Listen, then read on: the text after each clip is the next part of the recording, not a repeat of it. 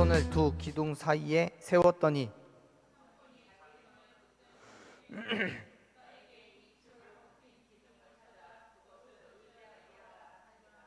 그 집에는 남녀가 가득하니 블레셋 모든 방백들도 거기에 있고 지붕에 있는 남녀도 3,000명 가량이라.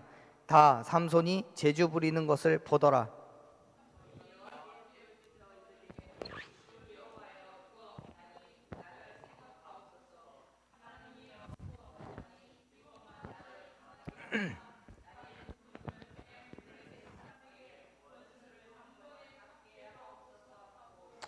삼손이 집을 버틴 두 기둥 가운데 하나는 왼손으로 하나는 오른손으로 껴 의지하고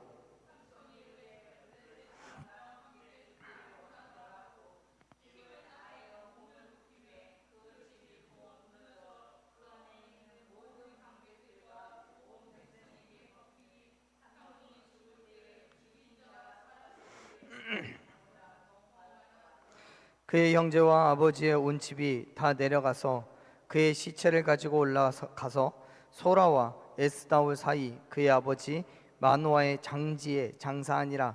삼손이 이스라엘의 사사로 20년 동안 지냈더라. 아멘. 오늘 사사기의 마지막 사사인 삼손이 죽음을 맞이합니다. 그 말은 이제 사사기에 기록되어 있는 사사의 시대가 끝났다는 거예요. 사실 확실한 것은 사사기에만 사사가 있는 것은 아니에요. 많은 성경학자들이요, 사무엘상에 기록되어 있는 사무엘을 마지막 사사로 분류합니다. 왜냐하면 사무엘 이후에는 이제 왕이 등장하기 때문에 그런 건데요.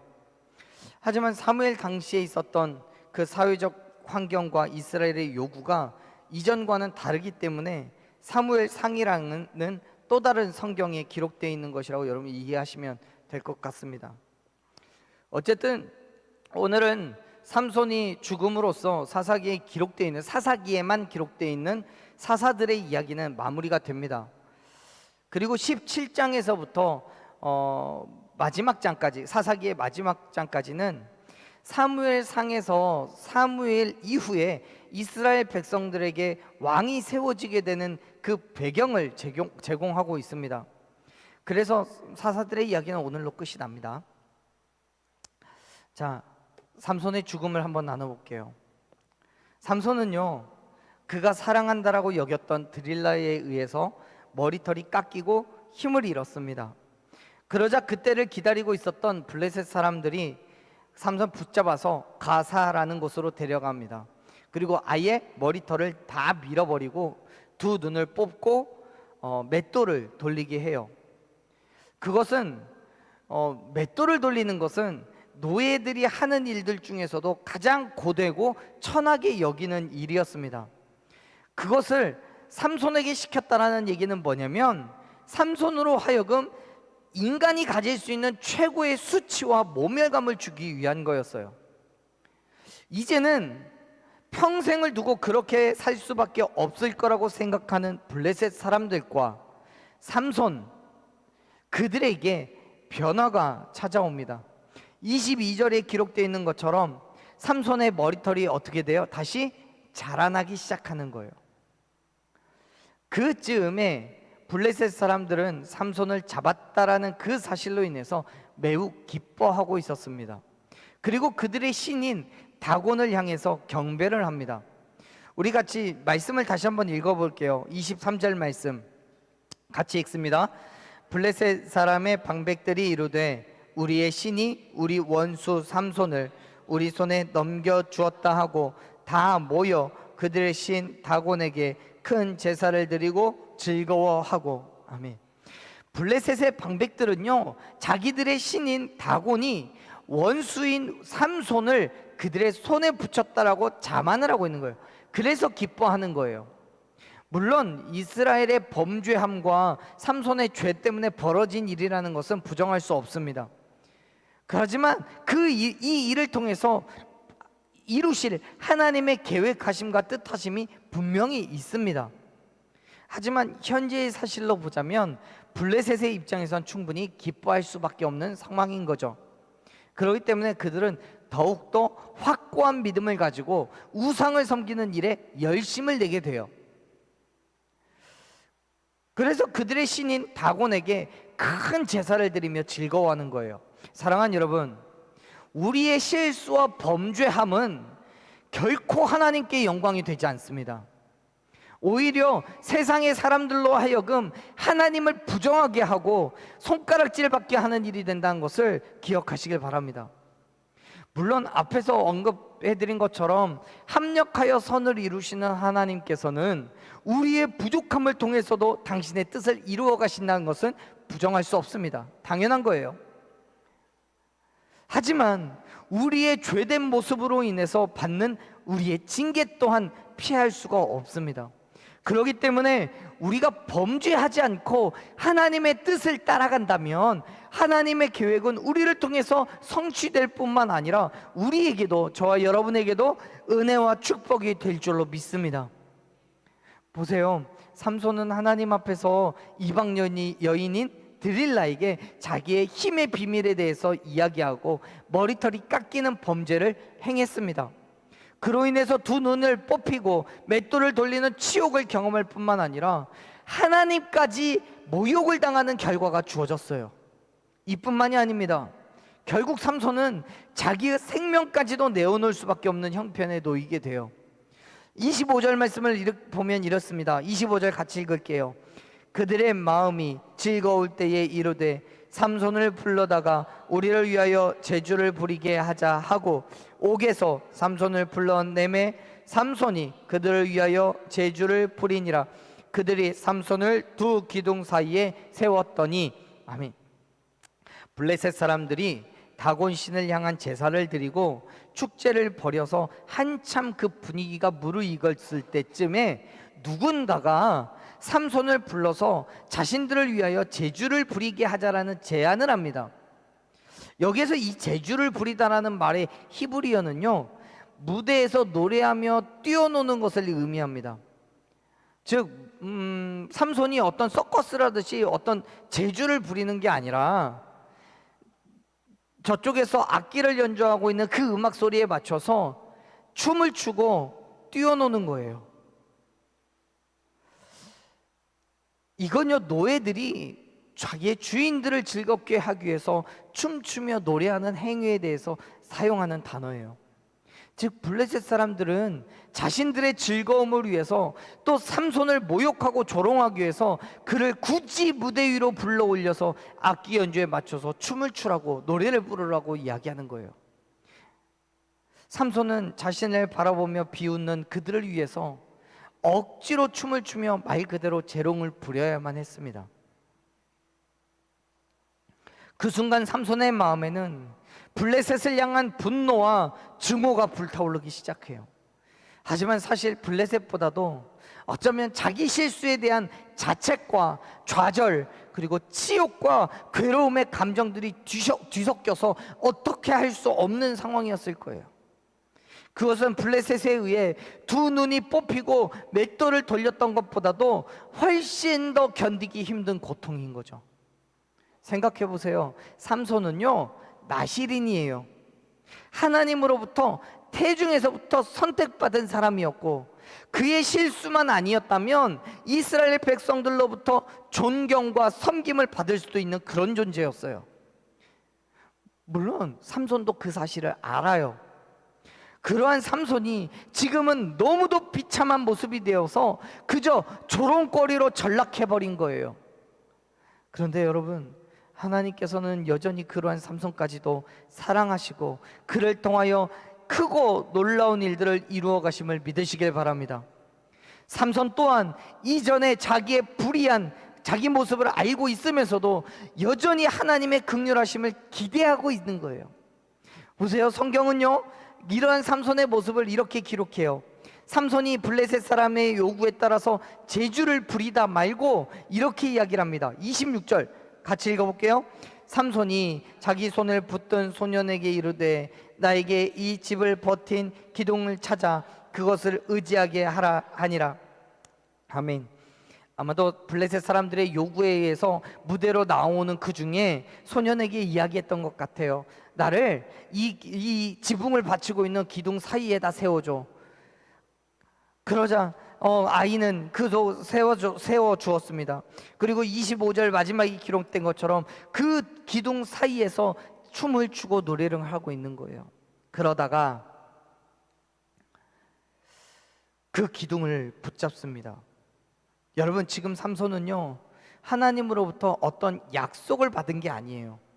즉 삼손에게 갑자기 하나님께서 임하셔서 감동을 주시는 거죠. 너 조금 있으면 블레셋 사람들이 너를 무대 위로 불러 올릴 거야. 그런데 기둥 사이에 들어가 서 있어. 그때 네가 신호를 주면 내가 힘을 빡 하고 줄게 라고 이야기하신 게 아니라고요. 삼손은요, 나신이른으로 살면서 하나님께서 말씀하신 대로 포기하지 않는 삶을 살고 있었던 게 아니에요. 끊임없이 죄 가운데서 방황하고 하나님께서 주신 그 사명보다는 자기의 욕심과 자랑을 위한 삶을 살았어요. 그러다가 지금은 자기를 조롱하는 자들 앞에 서 있는 거예요. 사랑하는 여러분, 때로는요, 우리의 여러 대적들로부터 어려움을 당할 때마다 결코 이길 수 없을 것처럼 느껴지기도 합니다. 아무리 힘을 내어 싸워보려고 해도 내 힘의 부족함만을 보이기도 합니다. 세상의 많은 것들 뿐만 아니라 우리의 육체를 지배하는 그 질병까지도 우리는 결코 싸울 수 없는, 대적할 수 없는 거대한 벽처럼 보입니다. 세상 사람들은요, 그럴 때마다 좌절하고 포기해요. 결코 넘어설 수 없는 벽이라고 생각하는 거예요. 하지만 사랑하는 여러분, 하나님께서는 저와 여러분의 대적을 결국 우리의 손에 붙이실 날이 꼭 있음을 기억하시길 바랍니다. 우리의 힘과 능력은 미약합니다. 어쩌면 인간적으로는 결코 대적을 이길 수 없을 거예요. 그러나 하나님의 때가 되면 반드시 우리 앞에 대적을 멸하실 줄로 믿습니다. 왜요? 하나님께서 역사하시니까요. 나를 대신하여서 나를 대적하는 자들과 싸워주실 것이기 때문에요. 다윗이 광야에서 그렇게 고백했잖아요. 모든 전쟁은 하나님께 속해 있다고요. 내가 싸우는 게 아니라고요. 하나님께서 나를 대신하여 싸워주신다라고 다윗은 고백하잖아요. 사랑하는 여러분, 내 힘과 능력은 없지만 하나님께서 나의 힘이 되시고 나의 능력이 되심으로 말미암아 모든 전쟁 가운데서 반드시 승리하게 됨을 믿으시길 바랍니다. 결국 우리는 하나님의 때를 기다려야 되는 거예요. 어차피 나 혼자 할 수 없어요. 하나님께서 역사하실 그 때를 기다리십시오. 하나님의 때가 이르렀을 때 반드시 그의 역사하심이 저와 여러분에게 경험될 줄로 믿습니다. 삼손은 그 때를 기다리는 거예요. 그 때를 준비했어요. 비록 하나님께서 보실 때는 범죄한 인간이었고 하나님의 백성된 삶을 저버린 사람이었습니다. 그럼에도 불구하고 삼손은 극심한 비참함 가운데서 하나님의 역사하심을 기다리고 또 기대해요. 그리고 때가 되어서 그의 마음에 감동되어 자기 손을 붙든 소년에게 집을 버티고 있는 기둥을 찾아 의지하게 해달라고 요청하는 거예요. 당시에 블레셋 신전은요, 옥상같이 넓은 지붕에 2개의 기둥을 떠받치고 있는 그런 모습이었어요. 따라서 이 2기둥만 무너진다면 지붕까지 한꺼번에 무너질 수 있는 그런 구조였던 거예요. 물론 그 모든 것이요, 여러분, 나무가 아닌 커다란 바위로 되어 있기 때문에 여간에서는 쉽게 무너질 수가 없어요. 그 누구도 그 기둥을 무너뜨릴 사람이 없어요. 그 말은 만일 무너진다면 그 위와 그 아래에 있는 사람들은 살아날 방법이 없다는 말이기도 합니다. 삼손은요, 이전에 수차례 오고 갔던 다곤 신전의 구조를 기억하고 소년에게 그 2기둥 사이로 데려다 달라고 부탁하는 거예요. 그때 아마도 이미 온 힘을 다해서 그곳에 있는 블레셋 사람을 죽여야 되겠다라고 삼손은 결심을 한 거죠. 사실 그곳에서는 생각보다 많은 블레셋 사람들이 있었습니다. 말씀을 보면요, 당시의 상황을 이렇게 기록하고 있는데요, 27절 말씀 같이 읽겠습니다. 그 집에는 남녀가 가득하니 블레셋 모든 방백들도 거기에 있고 지붕에 있는 남녀도 3,000명 가량이라. 다 삼손이 재주 부리는 것을 보더라. 아멘. 앞서 언급해드렸던 것처럼 당시 건축 구조상 회당의 지붕은 정말 넓었습니다. 그래서 여기 성경에도 27절에도 이야기하잖아요. 그 지붕 위에 3,000명가량이 올라가 있었다고요. 반면 그 지붕은 대개의 경우에 2개의 기둥으로 버티고 있었기 때문에 그 기둥이 무너지면 그곳에 있는 모든 사람은 죽을 수밖에 없는 거죠. 지금 삼손은 앞이 보이지 않기 때문에 얼마나 많은 사람들이 그곳에 있는지 정확하게 알 수는 없었을 거예요. 그러나 쉽게 예측할 수 없는 많은 사람들이 삼손의 그 비참함을 즐기며 마음껏 조롱하고 있다는 것은 느꼈습니다. 그 귀에 들리는 조롱이 조롱이 가득한 웃음소리, 그리고 커다란 외침들이 그의 귀에 들렸기 때문에요. 성경은 그들이 지붕에 있는 남녀만 3,000명가량으로 기록하고요, 지붕이 그 정도가 있으니 밑에는 얼마나 더 많은 사람들이 있었겠습니까? 지붕과 동일한 숫자가 1층에 있었다고 하더라도 합하면 6,000명이에요. 그래서 어떤 성경학자는 10,000명이 넘는 숫자까지도 예측하기도 합니다. 그만큼 많은 블레셋 사람들이 삼손이 재주 부리는 것을 보면서 비웃고 있었다는 거예요. 그러한 상황 가운데 놓여진 삼손은요, 그들에게 하나님의 징계가 임하기를 간구합니다. 28절 같이 읽을게요. 28절, 삼손이 여호와께 부르짖어 이르되 주 여호와여 구하옵나니 나를 생각하옵소서. 하나님이여 구하옵나니 이번만 나를 강하게 하사 나의 2 눈을 뺀 블레셋 사람에게 원수를 단번에 갚게 하옵소서 하고. 아멘. 사랑하는 여러분, 이제야 비로소 삼손은 하나님을 불러요. 그의 인생에서 하나님을 불렀던 첫 번째 사건은 나귀 턱뼈로 1,000명을 죽이고 블레셋 사람들을 피해 라말렉이라는 곳에서 목말라 죽게 되었을 때였어요. 그때 하나님을 불렀고 하나님의 역사하심으로 그는 목을 축일 수 있는 물을 얻게 됩니다. 이제 죽음의 문턱을 또다시 경험하면서 삼손은 하나님을 부릅니다. 뭐라고 불러요? 뭐라고 부르짖어요? 나에게 한 번만 더 강한 힘을 달라고 구해요. 삼손은 자기의 힘의 근원이 하나님께 있다는 사실을 깨달은 거예요. 하나님의 도움으로 나에게 놀라운 힘이 주어졌다는 사실을 이제 알게 된 거예요. 그렇기 때문에 마지막 순간에 하나님께 도움을 구하는 거예요. 한 번만 더 나에게 강한 힘을 달라고요. 지금 삼손은 하나님께 은혜를 구합니다. 하나님이 아니면 하실 수 없는 일이기 때문에 더욱더 간구합니다. 생각해 보세요. 지금 삼손은요, 아무런 힘이 없어요. 삼손뿐만 아니라 그곳에 모인 모든 블레셋 사람들도 다 알고 있는 거예요. 그러한 삼손이 지금 기둥에 서 있습니다. 삼손은 자기가 힘이 없다는 사실을 알고 있음에도 불구하고 기둥을 쓰러뜨리겠다라는 의도로 그곳에 기대어 서 있어요. 하지만 블레셋 사람들은요, 그가 힘이 없다는 걸 알기 때문에 기둥에 기대어 서 있어도 누구 한 사람 두려워하지 않아요. 만일 삼손에게 힘이 있다는 걸 알다면 삼손이 그 기둥 앞에 서 있으면 이거 무너뜨리면 어쩌지라고 걱정했을 거예요. 하지만 누구도 걱정하지 않아요. 왜요? 힘이 없다는 걸 아니까요. 그런데요, 심지어 삼손은요, 자기가 하려는 일을 감추지 않아요. 28절에서 삼손이 하나님께 부르짖었을 때 삼손은 묵상하듯이 소곤소곤하면서 얘기하지 않았어요. 하나님, 저 사람들 모르게 나에게 힘 좀 주세요 라고 얘기한 게 아니에요. 여기에 쓰여져 있는 단어가 뭐예요? 부르짖다예요. 부르짖다. 히브리어 단어로 카라라고 하는 이 단어는요, 큰 소리로 외쳐서 이야기하는 걸 말합니다. 즉 삼손은 그곳에 모인 모든 사람들이 들을 수 있을 만큼 커다란 목소리로 외친 거예요. 하나님의 이름을 부르면서 도와주실 걸 간구해요. 그 소리를 모든 사람들이 다 들어요.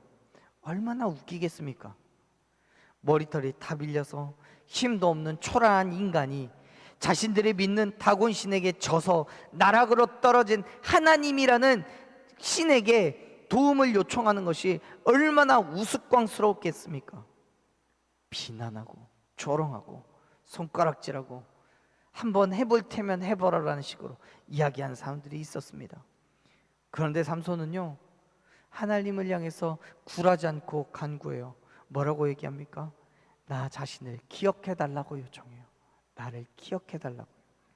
하나님의 선택을 받고 들여진 바 된 나실인이었지만 단 한 번도 나실인답게 살지 못했어요.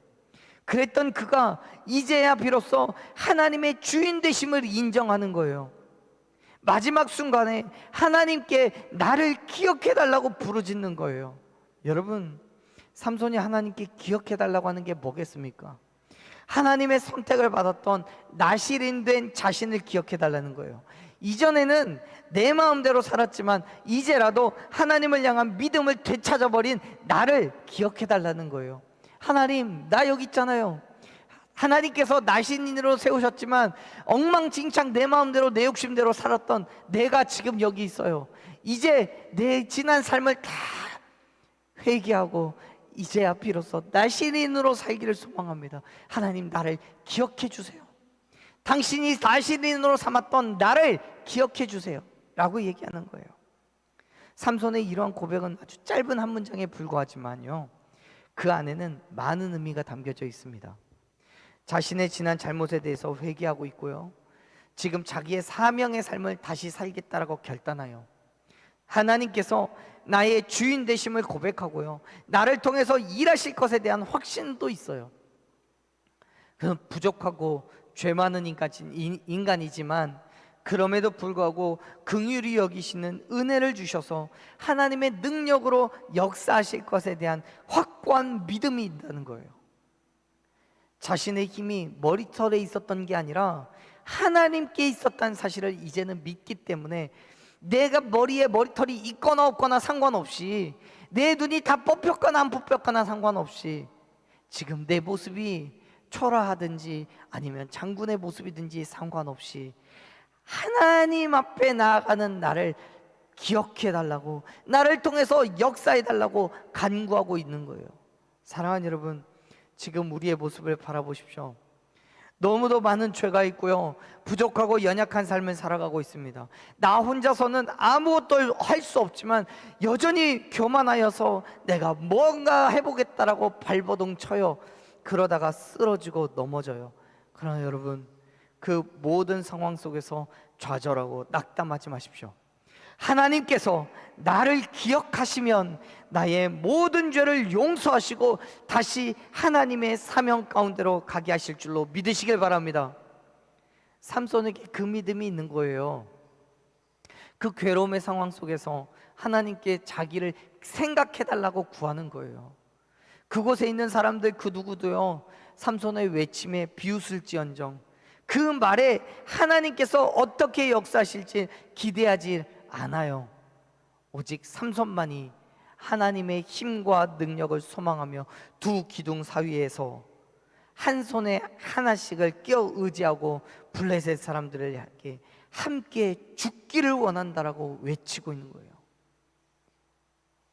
그러자 하나님께서는 그에게 힘을 주셨습니다.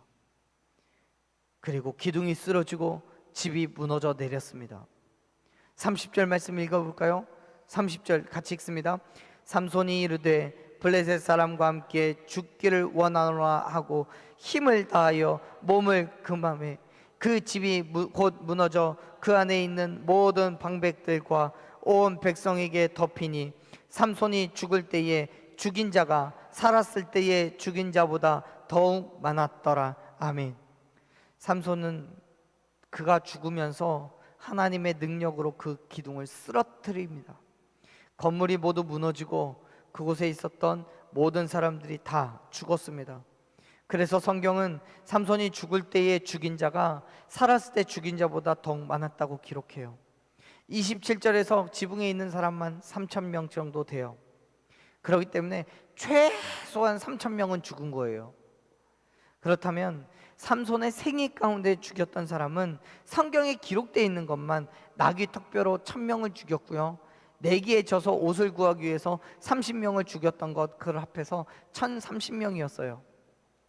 그렇기 때문에 지금 30절의 말씀처럼 죽을 때에 죽인 자가 더욱 많은 것은 확실한 거죠. 여러분, 삼손은 지금 마지막이라고 생각했어요. 여기에서 나도 죽음을 각오하고 하나님의 사명을 완수하겠다고 결단하고 온 힘을 거기에 쏟아 부어요. 만일 삼손이 지금이 마지막이라는 것을 생각하지 못했다면 그저 목숨을 지키는 것에 급급했을 거예요. 사랑하는 여러분, 우리가 하나님의 사역을 감당하면서 힘들고 어렵다고 지금은 때가 아니라고 뒤로 미루고 회피하고 있었던 적은 없었는지 한번 생각해 보십시오. 환경이 되지 않고 물질이 없다고 다음을 기약하자고 그렇게 말했던 때는 없습니까? 그런데 여러분, 가장 좋은 때는 내게 감동이 되었을 그때였다는 사실을 믿으시길 바랍니다. 하나님께서 우리에게 언제 또다시 그러한 기회를 허락해 주실지 아무도 몰라요. 그래서 성경은 우리에게 뭐라고 얘기해요? 항상 깨어 있으라고요. 깨어서 기도하라고요. 예수님께서는 도적과 같이 다시 오신다라고 교훈하고 있는 거예요. 사랑하는 여러분, 삼손은 비록 마지막 때였지만 자기의 사명을 깨닫고 하나님께서 허락하신 그 사명의 길에 생명을 아낌없이 내어놓았습니다. 만일 삼손이 이전에 먼저 자기에게 주어진 사명을 깨달았다면 어쩌면 삼손에게 주어진 사명은 20년이 아니라 30년이 되고 40년이 되었을 수도 있습니다. 이전에 알았더라면 지금은 죽지 않고 하나님의 뜻을 계속해서 이루어 갔을 수도 있습니다. 그럴 때 사랑하는 여러분, 비록 두렵고 떨리지만 내게는 전혀 그럴 만한 힘도 능력도 없지만 나를 통하여 역사하실 하나님께서 내게 힘과 능력을 더하여 주시면 반드시 하나님의 놀라운 계획하심과 그의 뜻을 이루게 될 줄로 믿으시길 바랍니다. 그 믿음으로 하나님께서 허락하신 그 사명 가운데로 나아가십시오.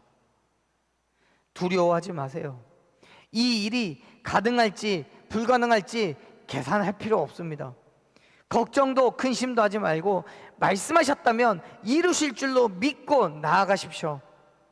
그저 말씀하신 대로 이루실 것을 신뢰하며 부르짖고 나아갈 때 하나님께서는 저와 여러분을 통하여 이 재단을 통하여서 크고도 놀라우신 은혜와 축복을 우리에게 더하여 주실 줄로 믿습니다. 나는 예상도 할 수 없고 상상도 할 수 없는 그 일을 하나님께서 이루어 가실 줄로 믿습니다. 그 믿음 붙잡고 우리에게 맡겨진 하루하루를 담대하게 살아가는 저와 여러분 되기를 간절히 축원합니다.